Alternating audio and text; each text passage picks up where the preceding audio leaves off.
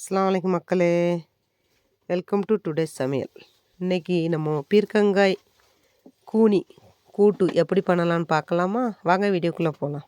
அதுக்கு நம்ம பெரிய சைஸ் பீர்க்கங்காய் 3, ஒரு 100 கிராம் கூனி, ஒரு 6-7 பச்சை மிளகாய், ஒரு 5 தக்காளி, ஒரு 2 வெங்காயம்.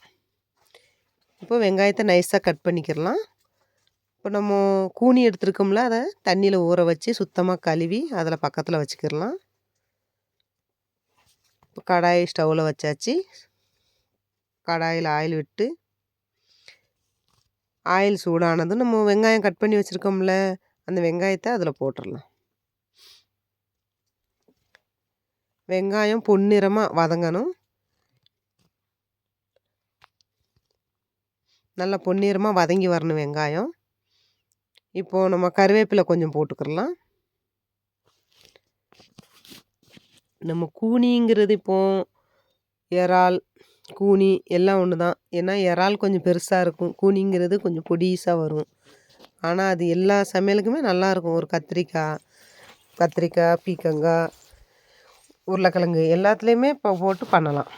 இப்போது பொன்னிறமாக வதங்கி வந்துருச்சு வெங்காயம். இப்போ தக்காளி, பச்சை மிளகாய் அதில் போட்டுடலாம். அந்த வெங்காயத்தில் போட்டுட்டு லைட்டாக கிண்டி விட்டுக்கிட்டு, நான் கூட்டுக்கு சரிப்பட ஒரு ஸ்பூனு சால்ட் அதில் போட்டுக்கிட்டேன். இப்போ நம்ம சால்ட்டு ஆனியன்ஸ்லையாவது தக்காளியிலையாவது போட்டோம்னா சீக்கிரமாக வெங்காயம்னாலும் தக்காளினாலும் வெந்து வந்துடும். அதனாலேயே முதல்ல நம்ம எந்த குழம்புக்குண்டாலும் தக்காளியோடையே சேர்ந்து சால்ட்டு போடணும். தக்காளியோடையே சால்ட்டு போட்டுக்கிறணும். தக்காளியாக இருக்கட்டும், வெங்காயமாக இருக்கட்டும், சீக்கிரமாக வெந்து வந்துடும். இப்போ தக்காளி வெந்து வந்துருச்சு. இப்போ நம்ம பீர்க்கங்காய் கட் பண்ணி வச்சுருக்கோம்ல, அந்த பீர்க்கங்காயை அதில் போட்டுடலாம். போட்டு ஒரு முறை நல்லா கிளறி விட்டுக்குருவோம். ஒரு முறை நல்லா கிளறி விட்டதுக்கப்புறமா ஒரு 1/2 ஸ்பூன் மஞ்சள் தூள் போட்டு மறுபடியும் நல்லா இன்னொரு முறை கிளறி விட்டுக்கிறலாம்.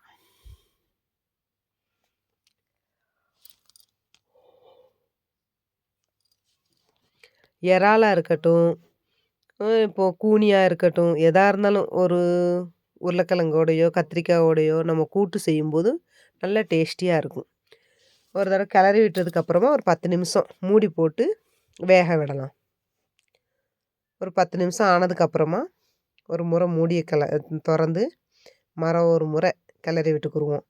கிளறி விட்டுட்டு இப்போது நம்ம கூனி கழுவி வச்சுருக்கோம்ல, அந்த கூனியை அதில் போட்டு ஒரு முறை கிளறி விட்டு ஒரு 5 நிமிஷம் மூடி போட்டு விட்டுறலாம். லோ ஃப்ளேம் தான், ஹை ஃப்ளேம் தேவையில்லை. ஒரு 10 நிமிஷத்தில் நம்மளுக்கு எல்லாமே, உங்களுக்கு பீர்க்கங்காய் கூனி கூட்டு 10 நிமிஷத்துலேயே ரெடி ஆயிரும். அவ்வளோ சிம்பிள் ப்ராசஸ். ஒரு மசாலா இல்லாமல், எதுவுமே அதிகமான ப்ராசஸிங்கே இல்லாமல், ஒரு காரமாக மசாலா எதுவும் இருக்காது. ஏன்னா நம்ம பச்சை மிளகாய் அதில் போட்டுருணும். அதனால அதோடைய காரத்தன்மை அந்த பச்சை மிளகாய் கொடுத்துரும். அதனால் இதில் காரம் தேவையில்லை, அதே மாதிரி மசாலாவும் தேவையில்லை. நீங்களும் ஒரு முறை ட்ரை பண்ணுங்கள், டேஸ்ட் பண்ணி பாருங்கள். எப்படி இருக்குதுன்னு எனக்கு காமெண்ட்டில் வைங்க. ஒரு 5 நிமிஷம் அந்த கூனியை போட்டதுக்கப்புறமா ஒரு 5 நிமிஷம் மூடி போட்டு வேக விடலாம்.